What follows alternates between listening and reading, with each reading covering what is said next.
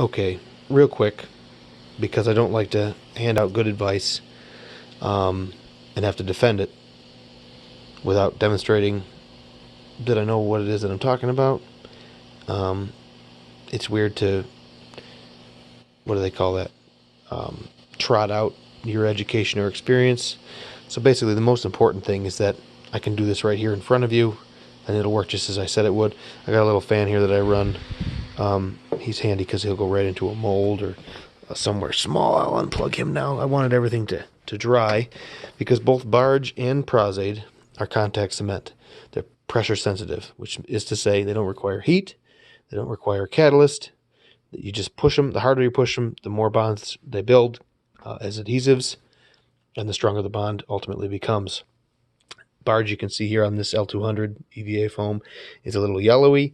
It's a solvent. I think it's toluene, but it's a solvent suspension. As the solvent evaporates, you're left with the solids and the adhesive that forms. You put a little film on both pieces. When it's tacky, you press them together. Same with the Pros-Aide. You put a little film on both pieces. When they're tacky, you press them together. Barge is ready to press together sooner because the solvent evaporates more quickly. Pros-Aide is an acrylic-based adhesive, but it's water-based, so it takes as long as water takes to evaporate to make it tacky. But, you know, in the same way that I can pick this up, it's ready. There, you know, the Barge is also ready, same sort of deal. They're both really tacky. Why do we want contact cements that are flexible for foam fabricating? Because the foam is flexible. We don't want to contribute a glue joint to the construction that's different in density or in its physical behavior than the rest of the foam. It's the reason we use wood glue to glue wood together. You know, that is in keeping with construction techniques overall. Why do I recommend Pros-Aide over Barge?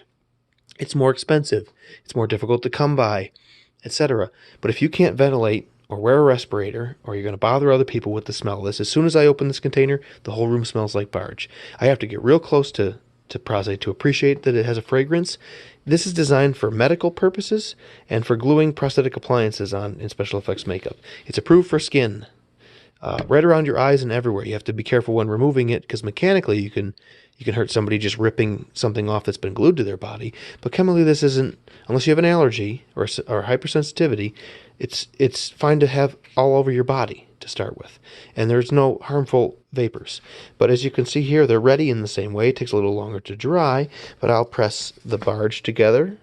I'll do what I can here to do a nice job of it and leave it justified on the table and just press that to itself, just as you would any pieces for any other foam fabrication. And I'll do the same thing with the Pros-Aide.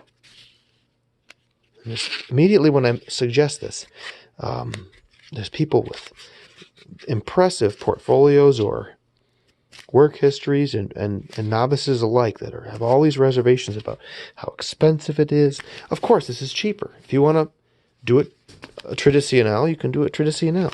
If you want an alternative that's a little bit safer for use around kids and in a home on your kitchen counter, if that's where you're doing your hobby, then Pros-Aide's a good investment. It's very expensive. I've had this 32-ounce container of ordinary Pros-Aide for like my entire career, and this is as far as I've gotten. I use no-tack to make Pax paint, which is a 50-50 split with acrylic paint. You mix your desired color, and then adding the Pros-Aide 50-50 makes it extremely flexible and bonds it really well to skin and to other things. But having no-tack, when it dries, then it's not sticky to the touch, so that's a nice alternative, and you can get like 2 or 4 ounces of it, which, again, for somebody learning in their kitchen or something, it could be cleaned up with water while it's still wet. It's just a really nice adhesive alternative. So we'll press this together, just as we would Barge. Give it plenty of time to set. Now, I don't have 2 hands here, but the Barge has created something that's all one piece, just like Masters Cement or anything else. Some of the other, like DAP and stuff, hardware store contact cements, this joint will actually be hard to the touch after a few days or a week, which is sort of less desirable overall. But we've made one piece here. Same with the Pros-Aide. We've made one solid entire piece of foam, basically. It's just as flexible as the foam. It's just as permanent. It'll absolutely work. Somebody was saying it'll still be tacky or something. There's a little bit of tack. You can hear it there just as there is here.